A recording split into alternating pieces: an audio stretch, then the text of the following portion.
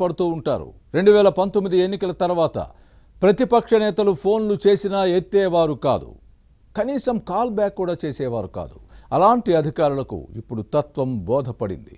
రాష్ట్రంలో అధికారం మారే అవకాశం ఉందని పసిగట్టారు. మెల్లగా ప్రతిపక్షంలోని కీలక నేతలతో టచ్లోకి వెళ్తున్నారు. విపక్ష నేతలు మాత్రం వారిని అస్సలు పట్టించుకోవడం లేదు. ఆ కీలక అధికారులు ఎవరో తెలుసుకోవాలంటే వాజ్ ది స్టోరీ.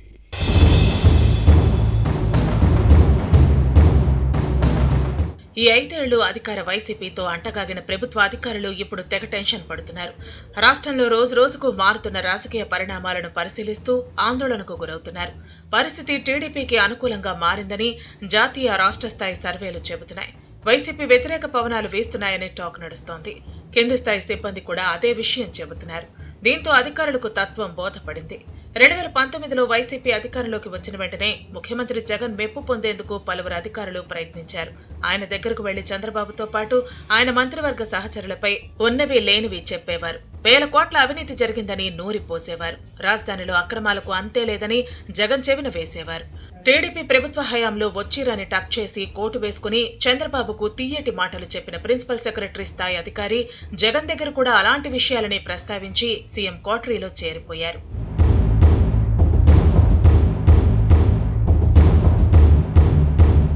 రాజధానిలో ఇన్సైడర్ ట్రేడింగ్ జరిగిందని, చంద్రబాబు అనుచరులు బంధువులు భారీగా భూములు కొనుగోలు చేశారని సీఎం జగన్ కు చెప్పి ఆయనకు చేరువయ్యేందుకు ప్రయత్నించిన అధికారులు లేకపోలేదు.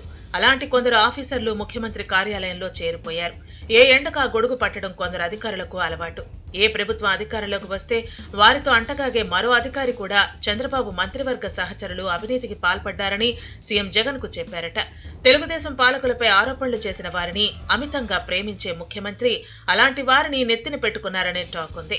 అలా వ్యవహరించిన వారిలో దాదాపుగా 30 వరకు ఐఏఎస్, ఐపీఎస్ అధికారులు ఉన్నారనే ప్రచారం జరుగుతోంది. అన్ని కీలక స్థాయిల్లో వారే ఉన్నారు. అలాంటి కొంతమందిని నమ్మని జగన్ ఇతర రాష్ట్రాల్లో వేరే సర్వీసుల్లో ఉన్న వారిని కేంద్రంలో తన పలుకుబడిని ఉపయోగించి రాష్ట్రానికి తెప్పించుకున్నారు. వారిలో ఎక్కువ మంది ఆయన సామాజిక వర్గానికి చెందిన వారే ఉన్నారు.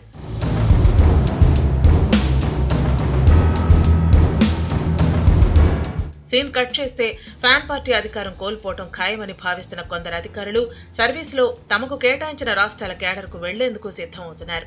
మరికొందరు మాత్రం టీడీపీలోని కొందరు కీలక నేతలతో టచ్లోకి వెళుతున్నారు. చంద్రబాబు, లోకేష్ ను ముందుగానే కలిసేందుకు ప్రయత్నాలు చేస్తున్నారు. సీఎం జగన్ వైసీపీ నేతలతో అంటగాగిన అధికారుల విషయంలో లోకేష్ తన వైఖరి కుండబద్దలు కొట్టినట్లు స్పష్టం చేస్తున్నారు. అలాంటి వారు అసలు తన దగ్గరకు రావద్దని తెగేసి చెబుతున్నారు. ఇటీవల ఒక సీనియర్ ఐపీఎస్ అధికారి సైకిల్ పార్టీ కీలక నేత దగ్గరకు రాయబారం పంపారు. మనం ఒకటంటూ కుల ఫార్ములాను కూడా ఆయన ప్రస్తావించారట. తమరు ఇప్పటి వరకు వైసీపీ ప్రభుత్వంలో వెలగబెట్టిన ఘనకార్యం చాలని ఆయన పంపేశారనే ప్రచారం జరుగుతోంది. తాము హైదరాబాద్ లో కలుస్తామని కొందరు అపాయింట్మెంట్ అడిగితే లోకేష్ నో చెప్పేశారట.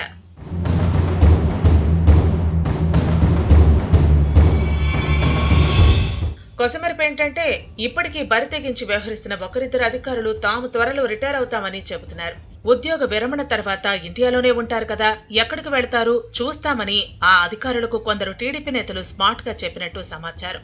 తెలుగుదేశం కీలక నేతల నుంచి వస్తున్న ఇలాంటి రియాక్షన్లతో వైసీపీ పాలకులతో అంటగాగిన అధికారులు దిక్కుతోచని పరిస్థితుల్లో చిక్కుకుని కొట్టుమిట్టాడుతున్నారని వినిపిస్తోంది.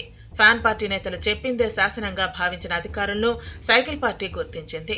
టీడీపీకి చేరువయ్యేందుకు వారు చేస్తున్న ప్రయత్నాలకు అధినేతలు నో చెప్పడంతో డైలమాలో పడ్డారు. డిప్యుటేషన్ పై కేంద్రానికి వెళ్లేందుకు మరికొందరు ప్రయత్నిస్తున్నారట. కానీ అది సాధ్యం కాదని అంటున్నారు. ఈ పరిస్థితుల్లో తమ భవిష్యత్తు ఎలా ఉంటుందోనని కొందరు అధికారులు టెన్షన్ పడుతున్నారు. ఏం జరుగుతుందో చూడాలి మరి.